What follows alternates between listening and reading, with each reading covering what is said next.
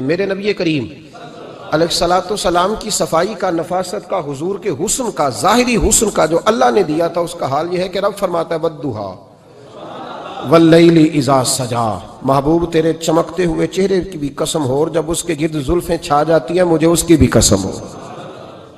اور حضرت عبداللہ بن رواحہ نبی پاک کے صحابی ہیں، وہ فرماتے ہیں کہ حضور کوئی معجزہ نہ دکھاتے، نہ چاند توڑتے، نہ ڈوبا سورج موڑتے، نہ درختوں سے کلمہ پڑھواتے، کوئی معجزہ نہ دکھاتے، پھر بھی نبی پاک کا چہرہ اتنا خوبصورت تھا کہ لوگوں نے دیکھتے جانا تھا اور کلمہ پڑھتے جانا تھا۔ یہ حضور علیہ السلام کے ظاہری حسن کا حال تھا، لیکن اس کے باوجود اللہ کے محبوب آئینے کے سامنے کھڑے ہو کے کنگھی فرماتے تھے، تیل استعمال فرماتے تھے۔ اللہ کے محبوب علیہ السلام اپنے بالوں کے درمیان سے مانگ نکالتے تھے، آدھے بال ایک طرف ہوتے تھے، آدھے ایک طرف ہوتے تھے، اور صحابہ فرماتے ہیں کئی دفعہ حضور امامہ اتارتے تو ان بالوں کے بیچ جو خوشبو لگی ہوتی اس کا رنگ بھی ہم دیکھا کرتے۔ حضور صاف لباس پسند کرتے تھے۔ ایک شخص کو حضور نے دیکھا، اس نے میلے کچیلے کپڑے پہنے، تو حضور نے ٹھنڈی آہ بھری، فرمایا کاش یہ دھو کے کپڑے پہنتا۔ ایک شخص کو دیکھا بال بکھرے ہیں، کنگھی نہیں کی، تو حضور فرمانے لگے کاش یہ کنگھی کر لیتا۔ نفاست پسند آدمی پہ نا بوجھ بنتا ہے۔ جو آدمی، آپ کو پتہ ہے کہ امام شافعی تو فرماتے ہیں جمعے والے دن غسل کرنا واجب ہے، مت غسل نہ کرے تو جمعہ ہی نہیں ہوگا۔ اگرچہ ہمارے امام صاحب کے نزدیک سنت ہے۔ یہ سنت کب بنا؟ ایک دن نا بہت سارے لوگ اپنے اپنے کام سے اٹھے مسجد میں آ گئے، مسجد نبوی میں۔ کوئی کسان تھا تو کھیت سے اٹھ کے آ گیا، کوئی مزدور تھا تو مزدوری سے اٹھ کے آ گیا۔ تو مسجد میں جب بہت سارے لوگ جمع ہوئے نا، تو بعض لوگوں کو دقت محسوس ہوئی، تو رسول کریم علیہ السلام نے فرمایا کتنا ہی اچھا ہو کہ تم جمعے والے دن نہا کے آیا کرو۔ بس وہ صحابہ کا مزاج ہمارے والا نہیں تھا کہ تفصیل بتائیں، حکمت بتائیں، ملے گا کیا، ثواب کتنا، نہ نہائیں تو گناہ، یہ کوئی نہیں۔ حضور نے کہا کہ نہا کے آؤ تو کتنا ہی اچھا ہے۔ پھر کسی صحابی نے کبھی بھی بغیر غسل کیے جمعہ ادا ہی نہیں کیا۔ کسی نے بغیر غسل کے کبھی جمعہ ادا ہی نہیں کیا نا۔ اسلام بڑا خوبصورت دین ہے۔ حضور نے فرمایا جو کچا پیاز کھائے وہ مسجد نہ آئے، پہلے مسواک کرے، دانت صاف کرے، پھر آئے۔ نبی پاک صلی اللہ علیہ وسلم نے فرمایا جو کچی مولی کھائے مسجد نہ آئے۔ مولی کھانا جائز ہے، پیاز کھانا جائز ہے، لیکن منہ سے بدبو آتی ہے۔ نبی پاک علیہ السلام کا ظاہری حسن کیا بات ہے۔ میلاد مبارکہ میں نبی پاک علیہ السلام کی جو چیز بڑی کھل کے واضح ہوتی ہے وہ رسول اللہ کا حسن و جمال ہے۔ آپ کی والدہ سیدہ طیبہ طاہرہ حضرت سیدہ آمنہ رضی اللہ تعالیٰ، اماں جی کہتی ہیں کہ میرے محبوب جب میرے بطن اقدس میں آئے تو جو تکالیف عورتوں کو ہوتی ہے مجھے ان میں سے کوئی تکلیف بھی نہیں ہوئی، اور اماں جی کہتی ہیں مجھے کبھی کوئی ثقل، کوئی بوجھ محسوس نہیں ہوا، اور فرماتی ہیں کہ جو ولادت کے وقت لوگوں کو، عورتوں کو تکلیف ہوتی ہے مجھے وہ بھی نہیں ہوئی، اور فرماتی ہیں کہ نبی کریم علیہ السلام پیدا ہوئے تو ہمیں حضور علیہ السلام کی ناف کو کاٹنا نہیں پڑا، ناف بریدہ پیدا ہوئے، ختنہ شدہ پیدا ہوئے۔ آپ کو پتہ ہے عورتیں غسل دیتی ہیں بچے کو پیدا ہونے کے بعد، لیکن میرے محبوب نے سجدہ ہی کر لیا پیدا ہوتے ہی، امتی امتی کہتے ہوئے پیدا ہوئے۔ حق نے فرمایا کہ بخشا الصلاۃ والسلام، اور پہلے سجدے پر روز ازل سے درود۔ میرے امام فاضل بریلوی کا جو انداز تکلم ہے نا، اس کی بھی حد ہی کوئی نہیں، کوئی حد ہی نہیں، کہاں تک ان کی محبت جاتی۔ کہنے لگے پہلے سجدے پہ روز ازل سے درود، یادگاری یہ امت پہ لاکھوں سلام، یادگاری یہ امت پہ لاکھوں سلام۔ بتائیے بغیر وضو کے، بغیر غسل کے سجدہ ہو جاتا ہے؟ تو حضور نے سجدہ کر کے بتایا کہ اللہ نے مجھے پاک صاف پیدا کیا ہے۔ نبی پاک صلی اللہ علیہ وسلم کی والدہ نے جب یہ باتیں ارشاد فرمائیں تو لوگوں نے پوچھا ان سے کہ اماں جی پھر آپ ایک جملے میں بتائیں کہ ماجرا سارا کیا تھا، آخر ایک ولادت تو ہوئی نا، آپ کے وجود اطہر سے ایک بچہ تو نکلا، تو یہ کیا تھا؟ تو سیدہ آمنہ فرمانے لگی خرج منی نور، بس میرے وجود سے ایک نور نکلا ہے، بس میرے وجود سے ایک، اور روشنی آتی جاتی ہے تو کسی کو تکلیف نہیں دیتی، ایک نور نکلا۔ میرے رسول کریم علیہ السلام کو ظاہری حسن بھی کمال دیا، اور پھر حضور کی نفاست پسندی، صفائی پسندی۔ نبی پاک جب بات کرتے تھے نا تو حضور کے دانتوں سے نور نکلتا تھا، اس کے باوجود حضور ہر وضو کے لیے مسواک کرتے۔ میں نے ہر نماز کے لیے نہیں کہا، میں اپنے لفظوں کا ذمہ دار ہوں۔ کس کے لیے بولے آپ حضرات؟ ہر وضو کے لیے، یعنی اگر نبی پاک نے وضو نماز کے لیے کیا تب بھی مسواک کی، اور اگر قرآن شریف کی تلاوت کے لیے کیا تو پھر بھی مسواک کی، کسی اور موقع کے لیے وضو فرمایا تو پھر بھی مسواک کی۔ اور سیدہ عائشہ فرماتی ہے جب بھی حضور گھر سے نکلنے لگتے پہلے مسواک فرماتے، حالانکہ رسول پاک کے دندان اقدس تو نور والے تھے، ضرورت ہی نہیں تھی، ہماری تعلیم کے لیے نفاست پسندی. ایک بات میں نے شروع کرنی ہے پر آپ نے ناراض نہیں ہونا، پہلے وعدہ کر لیں. جڑے نہیں بولے انہوں نے کی ارادہ ہے ہو جانا ہے. چلو ہو جائے، کوئی گل نہیں، خیر ہے، ہو جائیں آپ ناراض. نبی پاک نے بڑی مونچھیں نہیں پسند کی، حضور کو اچھی نہیں لگتی تھی. ایک بات پوچھتا ہوں آپ سے، یہ درد دل ہے میرا اور صرف سمجھانے کے لیے عرض کر رہا ہوں، کوئی تنقید نہیں. اللہ تعالیٰ مجھے نیت کا وضو عطا کرے. ایک بات بتانا، اگر بہو کھانا پکا کے لائے اور سالن سے بال نکل آئے تو پھر اس کا کیا حال ہوتا ہے؟ کئی تو بوڑھے پلیٹ اٹھا کے دیوار میں مارتے ہیں، ایسا ہی ہوتا ہے نا، یہ کیا ہے؟ اور اگر کبھی روٹی سے نکل آئے تو بیوی صاحبہ کا کیا حال ہوتا ہے؟ یہ کوئی طریقہ ہے کھانا پکانے کا؟ اور اللہ تعالیٰ معاف کرے، اگر کبھی ہوٹل میں چلے جائیں امیر لوگ 15,000 کا ڈنر کرنے، تو وہاں کسی سالن کی پلیٹ سے بال نکل آئے تو پھر تو پیسے کیا دینے ہیں، پھر تو ان کو اور جرمانہ ہو جاتا ہے. یہ تو سارے بال نکل آئے تو مشکل. اور ویسے بھی جو نفاست ہے نا طبیعت کی، اس پر بوجھ بنتا ہے، بال کھانے میں ہو آٹے میں ہو تو بوجھ بنتا ہے. تو بڑی مونچھوں والا دوست بھائی بزرگ جب پانی پیے گا تو بال پانی میں جائیں گے کہ نہیں جائیں گے؟ حکیم اور ڈاکٹر کہتے ہیں کہ کینسر کے مرض کا خطرہ ہے. اب باقی بھی راضی نہ ہو، حضور نے بڑی مونچھیں بھی پسند نہیں کی اور چھوٹی داڑھی بھی پسند نہیں کی. حضور نے فرمایا داڑیاں بڑھاؤ، مونچھوں کو پست کرو، مشرکین کی مخالفت کرو. اور ایک مقام پہ رسول پاک علیہ السلام نے یہاں تک فرمایا کہ جو مونچھیں پست نہیں کرتا وہ ہم میں سے ہے ہی نہیں. نے سخت لفظ. ایک صحابی تھے، آپ یقین کریں نا، کئی دفعہ دوستوں کو کہنا پڑتا ہے اور کئی دفعہ نا مجھے محسوس ہوتا ہے کہ یار ہم روز ہی کہتے ہیں، لیکن کہتے پتہ کیوں ہے کہ بوجھ بنتا ہے وہ بندہ جو اس طرح کی تباہ کے ساتھ آتا ہے، جو حضور نے پسند نہیں کیا. ایک شخص نبی پاک کے سامنے آیا، قاضی عبدالدائم دائم صاحب نے لکھا ہے، بڑی خوبصورت بات لکھی ہے. کہنے لگے حضور کے سامنے وہ اکثر آیا کرتا تھا تو مونچھیں بڑی تھیں، حالانکہ داڑھی بھی بڑی تھی، مونچھیں بھی بڑی تھی. 2-4 دفعہ حضور نے باتوں میں تحت اللفظ سمجھایا. کچھ بندے نہیں سمجھتے، تحت اللفظ سمجھاؤ یا بڑا کھول کے سمجھاؤ پر بات سمجھنے کو تیار نہیں ہوتے. پتہ نہیں کیا ایسا حسن ہے بھئی، جو حسن نبی پاک نے پسند نہیں کیا وہ کبھی حسن ہو سکتا ہے، کبھی خوبصورتی ہو سکتی ہے. وہ کسی کا ذاتی کلچر تو ہو سکتا ہے پر دین کی تہذیب نہیں.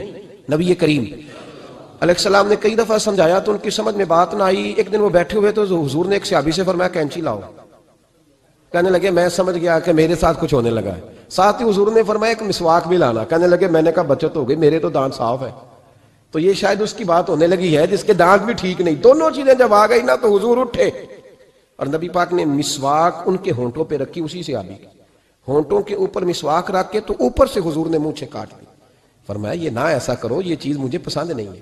حضور نے نفاست پسندی کو. اب تو اللہ تعالیٰ خیر کرے ملانگا آ گئے مارکیٹ میں، ملانگ درویشی فقیری، ان کے پاس رش بھی زیادہ ہے، ان کے درباروں پہ بھی رش زیادہ ہے. ہاں جی، کہتے ہیں حضرت صاحب درویش آدمی ہے. بھئی روٹی تو پورے ٹائم پہ کھاتا ہے، مونچھیں کٹوانے میں ہی درویش ہو گیا ہے. نہ بال کٹواتا ہے نہ مونچھیں کٹواتا ہے. یہ گرو نانک کی تعلیمات ہیں، یہ نبی پاک کی تعلیم نہیں. وجود کا کوئی بال نہ کٹوانا یہ سکھوں کا طریقہ ہے. مسلمانوں کا یہ انداز، یہ کدھر کی فقیری ہے؟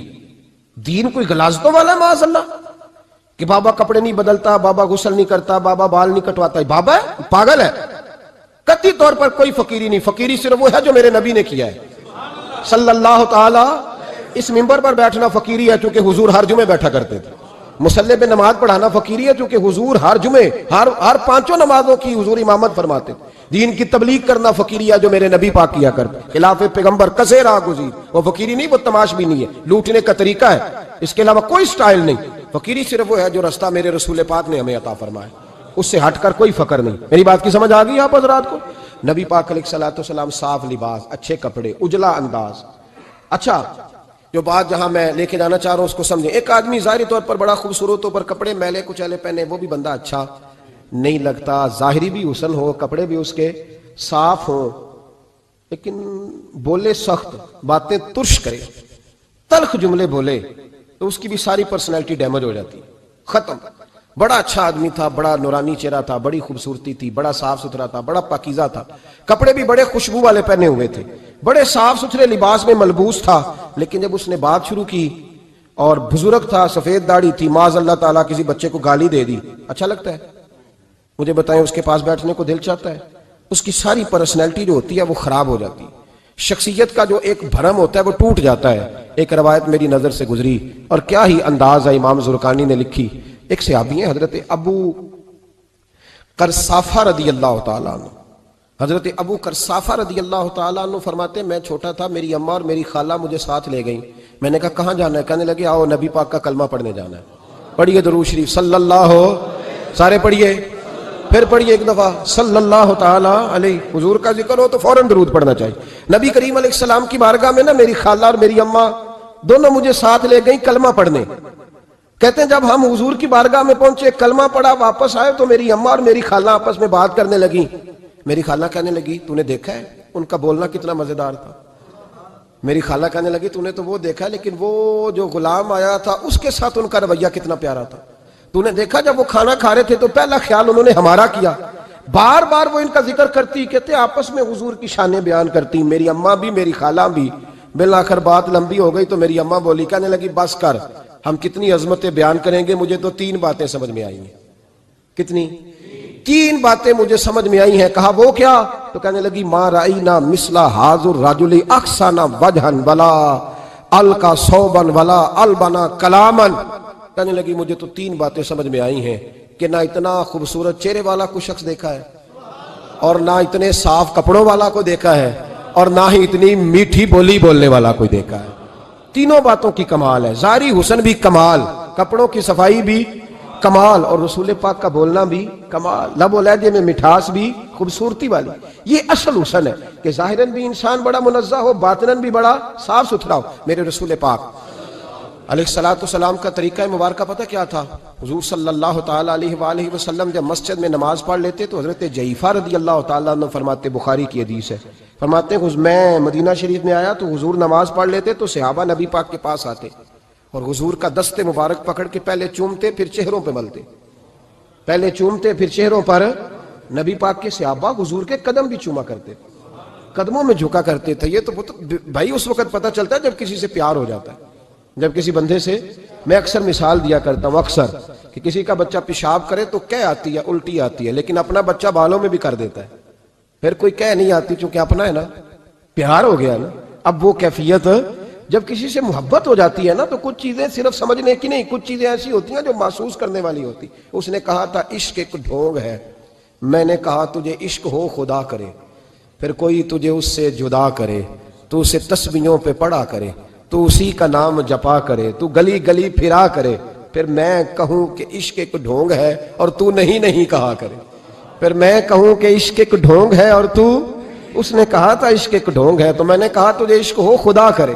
بھائی یاد رکھو جب انسان کو محبت ہوتی ہے تو پھر اس کے انداز بدل جاتے ہیں، اس کے طور طریقے تبدیل ہو جاتے ہیں۔ وہ میں اکثر ایک بات کہا کرتا ہوں، میں کہتا ہوں بچہ باہر سے برگر کھا کے آ جاتا ہے رات کو، اماں کہتے بیٹے روٹی کھا لو، کہنا تو گوبھی پکائی میں نہیں کھانی، حالانکہ برگر کھا آیا ہے، دور سے کھا آیا ہے، تو اماں اس کو کہتی ہے پھر میں سویاں نہ بنا دوں تھوڑی سی اپنے بیٹے کو، فٹافٹ چاول نہ تجھے ابال دوں، ساتھ میں باریک دال بنا دیتی ہوں، کہتا نہیں میری مرضی کا پکاتے ہی نہیں، میں نے نہیں کھانا۔ ایسے اب ابا جو ہے نا، ابا وہ اماں کو سمجھا رہا، کہتا چھڈ پرا، بھوک لگے گی تو آپ ہی کھا لے گا، تھوڑا ایڈی ٹینشن لے، ایمی پہ تینوں ستاندا ہے۔ اماں کیا کہتی ہے؟ کہتی نہیں مجھے نیند نہیں آ رہی، کھائے گا تو سکون آئے گا۔ اب اس کو آپ لاکھوں دلیلیں دیں کہ سیاںا بیان ہے، بچہ نہیں ہے، 22 سال کا ہے، 24 سال کا، چھوڑ تو کیا کر رہی ہے، لیکن اماں کو کوئی سمجھا سکتا؟ کیوں نہیں سمجھا سکتا کہ اسے اپنے بیٹے سے پیار بڑھائے؟ وہ کیا کرے، وہ مجبور ہے، اس کے دل کی کیفیت اس طرح کی ہے کہ کوئی دنیا کی طاقت اسے سمجھا سکتی، سوال ہی نہیں پیدا ہوتا کوئی اسے سمجھا سکے، یہ ممکن کیسے ہو، کیسے سکتا ہے؟ یہ محبت ہے۔ میرے رسول پاک علیہ السلام کے صحابی حضرت جعفر فرماتے ہیں میں حضور کی بارگاہ میں آیا تو صحابہ کیا کرتے، نبی پاک کا دست مبارک پکڑتے، پہلے چومتے پھر چہرے پہ ملتے، بخاری ہے، فرماتے میں نے کہا یہ کیا کر رہے ہیں؟ پھر اچانک میرا بھی دل کیا ذرا کر کے تو دیکھو، کچھ چیزیں چکھنے پہ پتہ لگتا ہے کتنی مزیدار ہے۔ کہتے میں بھی قریب گیا، حضور کے دست مبارک میں نے ہاتھ ڈالا، فرماتے ہاتھ پکڑا ہی تھا کہ نبی پاک کا ہاتھ برف سے بھی زیادہ ٹھنڈا، فرماتے ہیں پھر میں نے پکڑ کے چہرے پہ ملا تو کستوری سے زیادہ خوشبو آ رہی تھی دست مبارک، فرماتے ہیں اب میرا چھوڑنے کو دل ہی نہیں کر رہا تھا، اب میری طبیعت نہیں مان رہی تھی۔ میرے نبی کریم علیہ السلام اللہ کی دلیل ہیں، ہر پاکیزگی، ہر حسن، ہر کیف اللہ نے اپنے رسول کو عطا فرمایا۔ دنیا کی جتنی غلاظتیں تھیں جب کوئی حضور کے قریب جاتا تھا تو ساری غلاظتیں دور ہو جاتی۔ کما ارسلنا فیکم رسولا منکم یتلو علیکم آیاتنا ویزکیکم، اللہ فرماتے ہیں میرے محبوب تم پر میری آیتیں پڑھیں گے اور تمہیں پاک فرما دیں گے، تمہاری ساری ناپاکیاں نبی پاک دور کر دے، ہر غلاظت تم سے دور ہٹ جائے۔ ایک صحابی ہیں حضرت شیبہ بن عثمان رضی اللہ تعالی عنہ، وہ کہتے ہیں میرے والد کو اور میرے چچا کو مسلمانوں نے احد میں قتل کر دیا تھا، میرے دل میں بڑا غصہ تھا، بڑا جلال تھا کہ کبھی مجھے موقع ملے تو میں بدلہ لوں گا۔ کہتے ہیں فتح مکہ کے بعد نبی پاک علیہ السلام حوازن کی جنگ کے لیے نکلے، مجھے پتا چلا حضور جا رہے ہیں، تو میرے اندر شعلے بھڑک رہے تھے انتقام کے۔ روز میں منصوبہ بندی کرتا، پلاننگ کرتا کہ کسی طریقے سے میں ان تک پہنچوں گا اور بدلہ لوں گا۔ کہتے ہیں نبی کریم علیہ السلام نہ حوازن کے لیے پہنچ چکے تھے، فرماتے ہیں میں بھی جنگ میں جا کے شریک ہو گیا، اور میں نے طریقہ اس طرح کا اختیار کیا کہ کسی طریقے میں حضور تک پہنچ جاؤں۔ سمجھ آ رہی ہے میری بات کی؟ نبی کریم علیہ السلام تک کسی طریقے پہنچ جاؤں۔ فرماتے ہیں لڑتے لڑتے، لڑائی کے دو طریقے ہوتے تھے، کبھی تو ایسے ہوتا تھا کہ ایک دو آدمی مل کے آپس میں لڑتے تھے، پھر گمسان کا رن پڑتا تھا، گھمبیر ہو جاتی تھی جنگ، سمجھ نہیں آتی تھی تیر کہاں سے آیا، نیزہ کہاں سے آیا۔ فرماتے جب گمسان کا رن پڑا نا، مجھے موقع مل گیا، میں حضور کے قریب پہنچ گیا۔ حضرت شیبہ بن عثمان رضی اللہ تعالیٰ عنہ کہتے جب میں پہنچ گیا تو میں نے نا دیکھا کہ اب حضور کے قریب لوگ نہیں ہیں۔ فرماتے میں نے نا فوراً تلوار اٹھائی، تلوار اٹھا کے میں حضور کو معاذ اللہ شہید کرنے ہی لگا تھا کہ ایک نور چمکا حضور کے سامنے۔ پڑھیے درود صلی اللہ علیہ وسلم۔ کہتے ایک نور چمکا، اتنی تیزی تھی اس نور میں کہ میری آنکھیں بند ہو گئی، میرے ہاتھ سے تلوار گر گئی، آنکھیں چندھا گئی میری۔ فرماتے تلوار میرے ہاتھ سے چھوٹ گئی۔ اب جب وہ روشنی مدھم ہوئی نا تو میں نے دیکھا نبی پاک سامنے کھڑے مسکرا رہے ہیں۔ میں نے کر دیا، آپ نے سن لی، ذرا دیکھو تو صحیح، جو تلوار لہرائے اسے دیکھ کے بھی کبھی کو مسکرایا ہے؟ جس نے تلوار ہی لہرا دی، جو شہید کرنے ہی لگا تھا، پہنچ گیا تھا۔ لیکن یہ اخلاق میرے رسول پاک کا ہے صلی اللہ اعلیٰ حضرت فاضل بریلوی کا ایک شعر میں نے پڑھا۔ کئی کچھ چیزیں ایسی ہوتی ہیں جو بس نا وہ آتی تو سامنے ہیں لیکن وہ اتنا لطف دے جاتی ہیں کہ ٹھنڈا ہو جاتا ہے مزاج۔ رات کو میں شعر پڑھ رہا تھا اعلیٰ حضرت کا فاضل بریلوی رحمت، اور میں نے شعر پڑھا تو مجھے اچھا لگا سنانا۔ ایک دوست کو میں نے فون کیا، میں نے کہا یار ذرا شعر تو سن لے، یہ پہلی دفعہ نظر سے گزرا ہے، ابھی سیدھا سادہ لیکن روح تک اتر گیا۔ اعلیٰ حضرت فرمانے لگے نبی پاک کے بارے میں، فرمانے لگے سیدھی سیدھی روش پر کروڑوں درود، سیدھی سیدھی روش پر، بالکل سیدھی ہے حضور کی باتیں، کسی پیچیدگی کی ضرورت نہیں۔ کہنے لگے سیدھی سیدھی روش پر کروڑوں درود، سادی سادی طبیعت پہ لاکھوں سلام، سادی سادی طبیعت پہ سیدھی سیدھی روش پر کروڑوں درود اور سادی سادی طبیعت پہ لاکھوں سلام۔ میرے نبی کریم صلی اللہ علیہ وسلم مجھے دیکھ کے مسکرائے، اور فرمایا جب حضور مسکرائے نا تو میں نبی کریم علیہ السلام کو دیکھ کے حیران ہوا کہ میں نے تلوار تانی تھی اور حضور نے مسکرانا شروع کیا۔ فرماتے اب حضور نے مجھے بلایا، آواز کے ساتھ نہیں بلایا، حضور نے اشارہ کیا یوں کر کے، فرمایا ادھر آؤ نا۔ فرماتے مجھے اب یہ بھی سمجھ نہیں آئی کہ کس نے مجھے اٹھا کے حضور کے قریب کر دیا۔ فرماتے میں نبی کریم کے قریب گیا تو حضور نے میرے دل پر 3 تھپکیاں دی۔ ایک تھپڑ ہوتا ہے، ایک تھپکی ہوتی ہے، پتہ ہے نا فرق کا؟ ایک تھپڑ کو مارے تو جلال آتا ہے اور تھپکی دے تو پیار آتا ہے۔ کہتے ہیں حضور نے 3 تھپکیاں دی اور دی بھی میرے دل پر، 1 پھر 2 پھر 3۔ کہتے ہیں پہلی تھپکی دی تو میرے اندر سے کفر نکل گیا، دوسری تھپکی دی تو میرے اندر ایمان داخل ہو گیا، اور تیسری تھپکی جب نبی پاک علیہ السلام نے دی تو مجھے ہر چیز سے بڑھ کر رسول اللہ سے پیار ہو گیا، محبت ہو گئی نبی کریم سے۔ آپ فرماتے ہیں اب حضور نے نا فوراً میرے ہاتھ میں تلوار تھمائی، فرمایا پہلے تو ہمارے خلاف لڑ رہا تھا، تلوار پکڑ، اب ہماری طرف سے لڑ، تلوار پکڑ اور لڑ۔ آپ فرماتے ہیں میں اتنا لڑا کہ جو حضور کا دشمن سامنے آتا میں گلا کاٹ دیتا، جو آتا میں اس کے ٹکڑے کر دیتا۔ فرماتے ہیں پہلے میں باپ کا بدلہ لینے آیا تھا اور اب میرا یہ حال ہے کہ اگر میرا باپ بھی سامنے آئے گا تو میں اس کا بھی گلا کاٹ دوں گا، لیکن حضور کے قریب کسی کو جانے نہیں دوں گا۔ حضرت شیبہ بن عثمان کہتے ہیں جنگ ختم ہو گئی، حضور خیمے میں گئے، میں بھی گیا، اب نبی پاک لوگوں سے باتیں کر رہے ہیں، حضور لوگوں سے باتیں کر رہے ہیں، میں ایک کونے میں بیٹھا سوچ رہا ہوں کہ میں تو بدلہ لینے آیا تھا، یہ میرے ساتھ ہوا کیا؟ حضور لوگوں سے باتیں کرتے جا رہے ہیں، میں سوچتا جا رہا ہوں کہ میں تو انتقام لینے آیا، یہ کیا معاملہ ہوا؟ کہتے ہیں محبوب نے اچانک میری طرف نظر اٹھائی اور فرمانے لگے شیبہ ایک ارادہ تو نے کیا تھا جو غلط تھا، اور ایک ارادہ میرے رب نے کیا ہے اور تیرے اوپر فضل فرما دیا ہے۔ فرماتے حضور نے اب مجھ سے فرمایا کوئی خواہش ہو تو بتاؤ، مانگ لو کچھ مانگنا ہے تو۔ میں نے عرض کی یا رسول اللہ میری بخشش کی دعا کر دیں، بڑا میرا خوفناک ماضی ہے، میں اسلام کا بڑا دشمن رہا ہوں، حضور دعا کر دیں یاد ماضی عذاب ہے یا رب، چھین لے مجھ سے حافظہ میرا، یا رسول اللہ بڑے گناہ ہیں میرے، دعا کر دیں۔ کہتے میں نے دعا کے لیے کہا اور حضور پھر دوسرے لوگوں سے باتیں کرنے لگ گئے، کبھی اس سے کبھی اس سے کبھی اس سے۔ میں سوچنے لگا کہ میری بات کا کوئی جواب ہی نہیں آیا۔ جب تو 3 بار میں نے سوچا تو میرے کریم نے پھر توجہ میری جانب کی اور فرمایا تو نے بخشش کی دعا کا کہا تھا، میں نے سن لیا ہے، رب کریم نے تیری بخشش فرما دی ہے، اللہ نے تجھے بخش دیا ہے، تیری خطائیں رب کریم نے معاف کر دی۔ نبی پاک کے دست مبارک کی برکت، رسول پاک۔ ایک صحابی تھے حضرت فرقد ان کا نام تھا رضی اللہ تعالی۔ پہلے نا میں جب گفتگو کیا کرتا تھا نا تو میں صحابہ کا نام نہیں لیتا تھا، میں کہتا تھا ایک صحابی فرماتے ہیں، چونکہ صحابہ کے نام مشکل تھے، لوگوں کو یاد نہیں رہتے۔ ایک دن میرے دل میں خیال آیا کہ نام لیں گے نہیں تو انہیں آئیں گے کیسے، چلو خود کسی کو یاد ہو جائے گا، تو مجھے اچھا لگا۔ پچھلی دفعہ میں نے حضرت ساسا بن ناجیہ کا نام لیا تو مجھ سے میرے دوستوں نے کہا ذرا لکھ کے دیں کیا نام تھا۔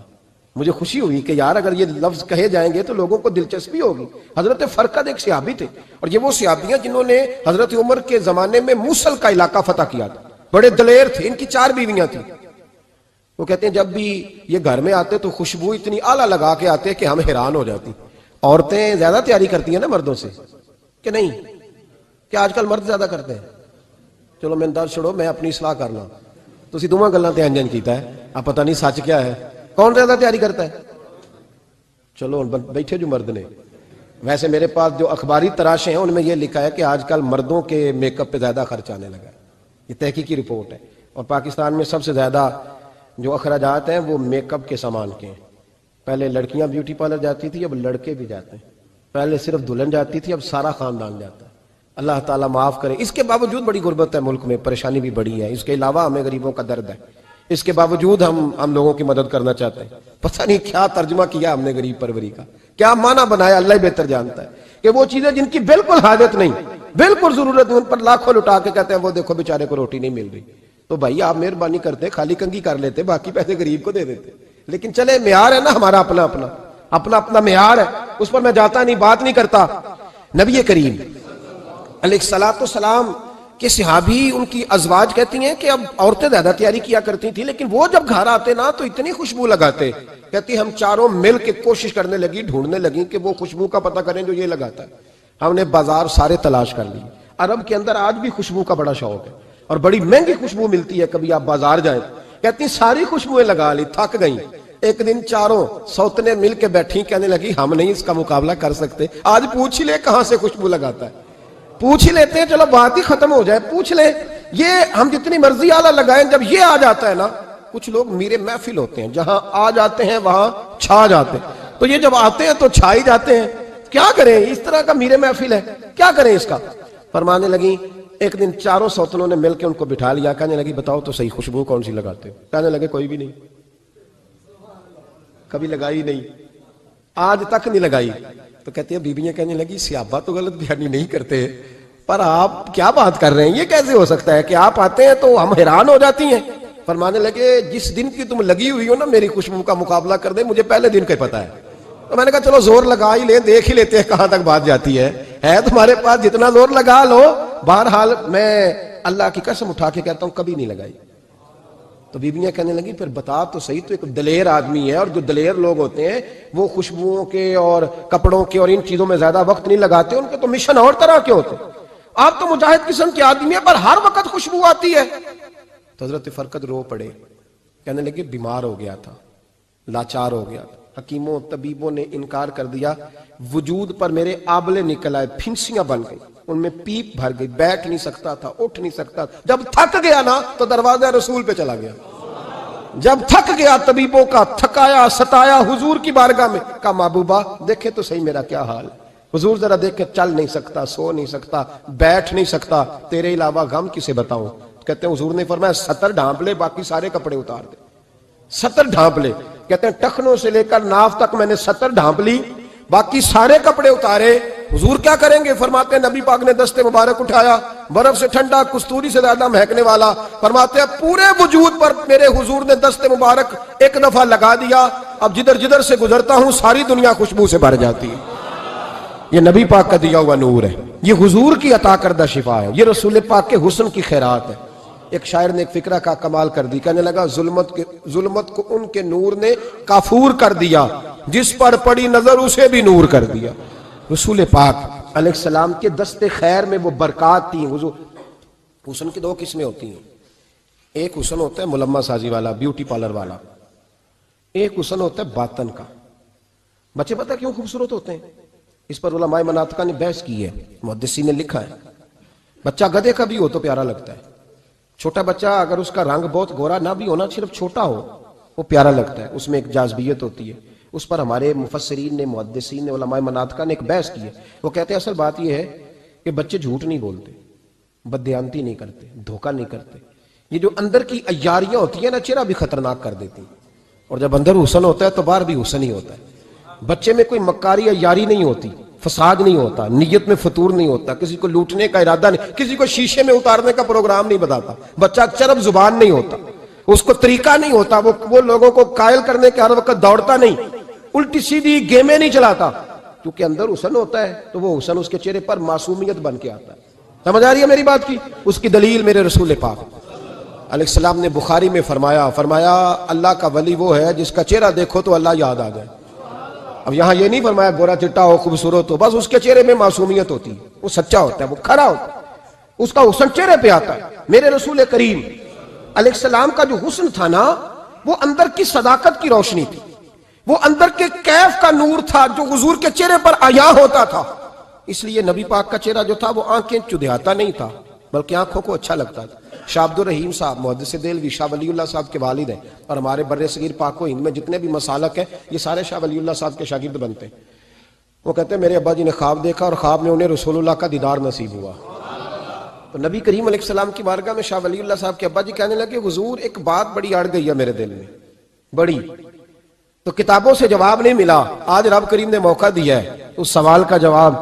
تو کہ عبد الرحیم پوچھو کہ یا رسول اللہ حضرت یوسف کا حسن دیکھ کے لوگوں نے انگلیاں کاٹ لی، پر آپ کو تکنے والے تکتے ہی رہے، کوئی بھی ہوش نہیں ہوا، کسی نے انگلی نہیں کاٹی۔ تو کہتے ہیں محبوب نے فرمایا عبد الرحیم رب کریم نے اپنی غیرت کے ساتھ میرے حسن پر 70,000 پردے ڈالے، یہی بہتر ہے کہ پردوں میں وہ پردہ پوش رہے، وہ اگر پردے اٹھا دے تو کسے ہوش رہے۔